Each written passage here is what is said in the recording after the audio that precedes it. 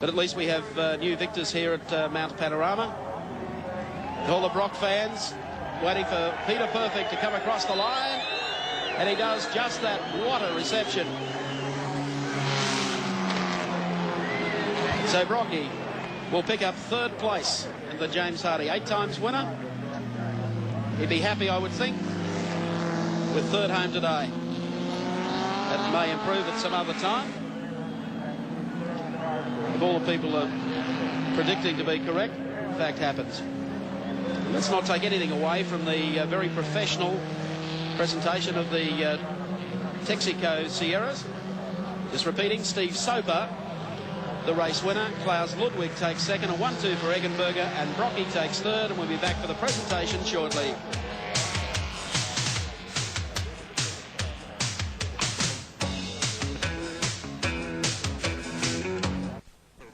Bathurst, the James Hardie is over for 1987. The experts all said that the Texaco Sierras would run 1-2, and they've done it. They have indeed, and I think in a way it's been a little bit of a shame that Alan Moffat's Sierra didn't stay with them earlier on in the race, but it's been a remarkable performance. Nothing seems to have gone wrong with the cars. I think people predicted that they had all the aces up their sleeves coming to Australia. They were the best prepared team. And they've had the results on the board so far in Europe, and they lead the World Touring Car Championship. Can they go on and win the remaining rounds? I think that as far as Calder's concerned, they stand a very good chance. As far as New Zealand's concerned, I think that you'd be looking probably at the M3 BMW there. I think that car stands a very good chance there on the tight, narrow twists and turns of the street circuit. Well, we saw a race of a difference here today. It's been an event that probably over the years has been dominated by Commodore and by Peter Brock.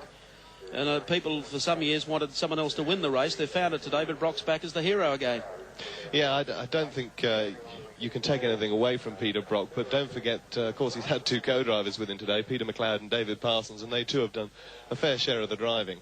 The same is true, of course, of the two Eggenberger cars. You know, it's very much a team effort, this sort of racing. You've got Klaus Ludwig and Klaus Niedzwitz, who finished second, and Pierre Dieudonné and Steve Soper, who won their first ever World Touring Car Championship race. They've always had to play second fiddle to the two Germans who are leading the World Touring Car Championship at the moment. What would be going through the mind of Peter Floor, the BMW motorsport manager, who came here with 6 cars and now has to try and find 2 or 3 to take to Calder next weekend? I don't know what would be going through his mind, but I should think he's going to go home and have a quiet cry over a bottle of scotch or something tonight. They've lost, what, all 5, well, 5 of the 6 cars certainly have been fairly heavily damaged this weekend, and that's no good thing as far as the BMW team are concerned. Ron Meacham from BMW Australia was telling me they're flying in another car for Calder next weekend to try and replenish stock. Now, that's for a couple of German princes, I think. Yes. They've got a couple of extra drivers coming out for that race. And I would think Frank Gardner will be having some BMW personnel coming to knock on his door and ask how many spare body shells he's got and things like that over the next week or so. You might be right. The impressions of the race and the dramas that unfolded during the day. I think it's great that we had the change in the weather. It's just a shame that it didn't happen earlier on, which might possibly have given the little BMWs a bit more of a chance, and also eased the diff problem that Greisy had as well.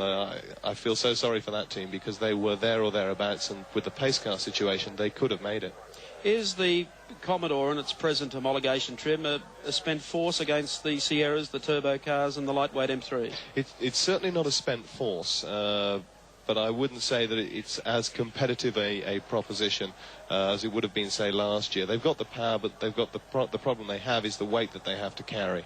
Well, to the victors go the spoils. Steve Soper is the 1987 James Hardie 1000 winner. And to introduce the presentation ceremony, it's over to Gary Walker. Well, you can't argue the fact that it was a sensational race. We're going to get the winners out here right now. It's a long time since we've had a Ford 1-2 at Mount Panorama, but we had it today. The leading car, the number 6, Eggenberger Texaco Sierra, driven by Steve Soper and Pierre Dieudonné. Steve Soper and Pierre Dieudonné, the winners of the great race.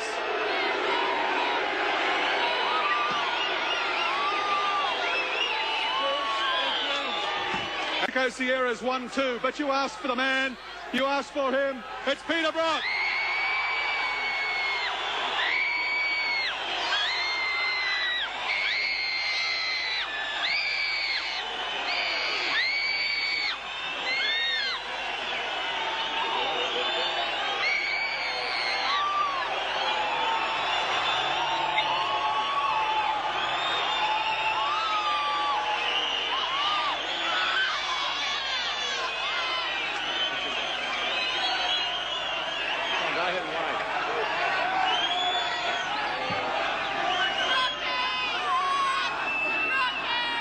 Peter Brock, ladies and gentlemen, you've got to say that he drove the entire race, but particularly the closing laps of this race, like a demon. You were a man out there with a purpose today, Peter Brock. Yeah, I had a bit of a mission. I thought I'd like to show people that the Mobile HTT is certainly not a spent force in racing, and that we could put a pretty good car together.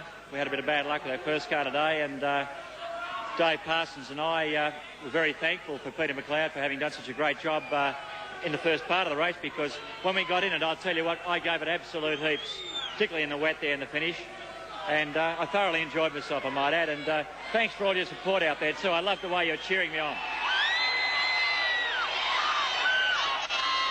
Peter Brock, ladies and gentlemen, Peter McLeod and David Parsons, a fantastic effort to take third position outright in the great race today here at Mount Panorama. Sensational scenes here, the pit straight jam-packed to congratulate the outright winners, second place getter and third place getter after the great race of 1987. Let's take a break.